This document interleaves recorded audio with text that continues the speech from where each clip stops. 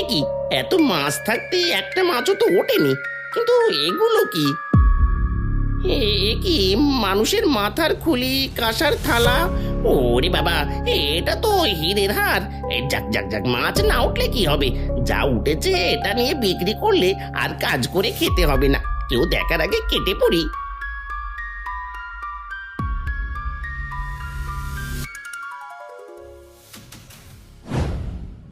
লোভী জেলে লোভে পড়ে রহস্যময় পুকুর থেকে কাঁসার থালা আর হীরার হার নিয়ে চলে আসে। কিন্তু জেলে বাড়ি পৌঁছাতেই জেলের শরীরে প্রচণ্ড জ্বর শুরু হয়। আহ, আহ, আমি আর সইতে পারছি না, তুমি কিছু একটা করো। আমি আর কি করব? এই মাত্রই তো ভালো মানুষ বাড়ি থেকে বাড়ি বেরিয়েছিলে, তারপর কোথা থেকে ঘুরে আসলে, এসে জ্বরে পড়ে গেছো। সত্যি করে বলো তো, কোথায় গিয়েছিলে আর কোথা থেকে ওই কাঁসার থালা আর হীরের হার নিয়ে এসেছো? তোমাকে মিথ্যে বলবো না, মাছ ধরতে জমিদারের পুরনো পুকুরে গিয়েছিলাম। সেখানে অনেক মাছ থাকার পরও কোনো মাছ পাইনি, কিন্তু জালে ওই কাঁসার থালা আর হীরের হার উঠে এসেছিল। লোভ সামলাতে না পেরে নিয়ে এসেছি। সর্বনাশ! তুমি ওই ভুতুরে পুকুরে গিয়েছিলে? তুমি জানো না ওই পুকুরে কত কি ঘটনা ঘটছে? হ্যাঁ জানি তো, কিন্তু দিনের বেলা কিছু হবে না ভেবে গিয়েছিলাম। তাহলে এখন কি করব?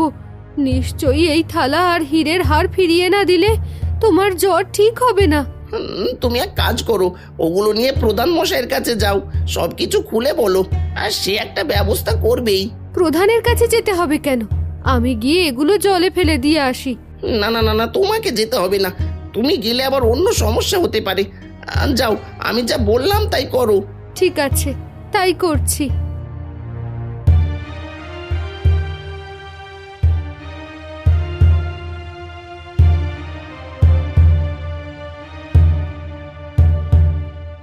তুমি নরেশ জেলের বউ না? তা তুমি এখানে এসেছো কেন? হ্যাঁ বাবু, আমি নরেশ জেলের বউ, আর আপনার কাছে অনেক বড় বিপদে পড়ে এসেছি। বিপদে পড়ে এসেছো? তা কি বিপদে পড়ে এসেছো? বাবু, আমার স্বামী আপনার কথা না মেনে পুরনো পুকুরে মাছ ধরতে গিয়েছিল। সেখান থেকে এই কাঁসার থালা আর এই হারটা খুঁজে পেয়েছিল। এগুলো নিয়ে বাড়িতে যেতেই তার শরীরে প্রচন্ড জ্বর শুরু হয়েছে। তাই এগুলো আমি আপনার কাছে ফেরত দিতে আসলাম। আপনি কিছু একটা করুন। সর্বনাশ! এমনিতেই কয়দিন হলো ওই পুকুর অনেক ভয়ঙ্কর হয়ে উঠেছে, তারপর আবার সেখানে মাছ ধরতে গিয়ে এগুলো নিয়ে এসেছো? এমনটা তো হওয়ারই কথা। তবে চিন্তা করো না, কাল সকালে স্বামীজি আসবেন, তিনি আসলে তার হাত দিয়ে এগুলো ফেরত দেওয়া যাবে। যাও, এগুলো রেখে যাও।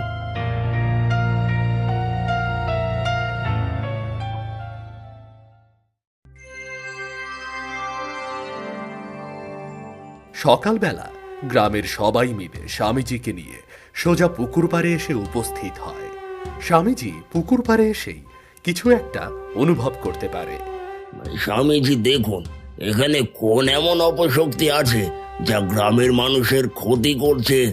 আমি স্পষ্ট অনুভব করছি, এখানে এক অতৃপ্ত আত্মা আছে যে সবার ক্ষতি করতে চাইছে। সেই আত্মা নিজে থেকেই মুক্তি পেতে চাইছে না, যার কারণে এই পুকুর দিনে দিনে আরো ভয়ানক হয়ে উঠেছে। কিন্তু কেন সেই আত্মা সবার ক্ষতি করতে চাইছে? দাঁড়াও, এখনই দেখছি।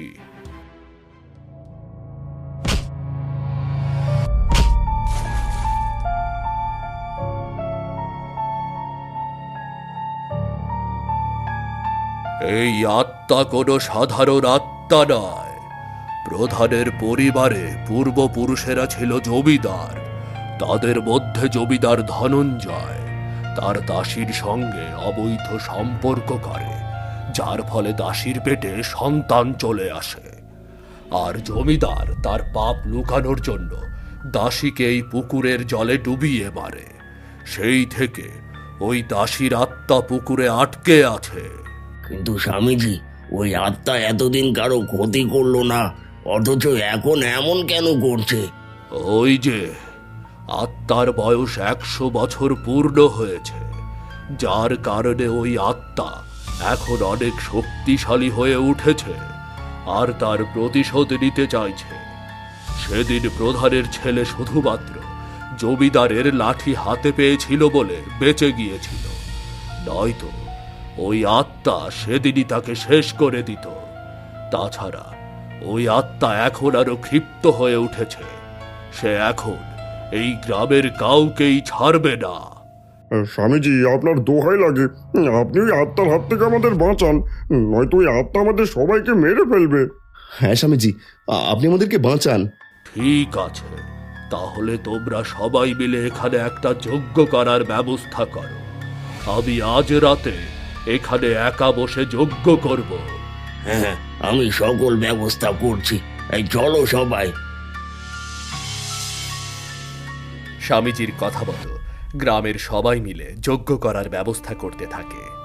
স্বামীজির যজ্ঞের জায়গার চারপাশে চন্দন রং ঢেলে জায়গাটা সুরক্ষিত করা হয়। এরপর সন্ধ্যা ঘনিয়ে রাত নেমে আসে। তখন স্বামীজি পুকুর পাড়ে একা বসে মন্ত্র পাঠ করতে থাকে।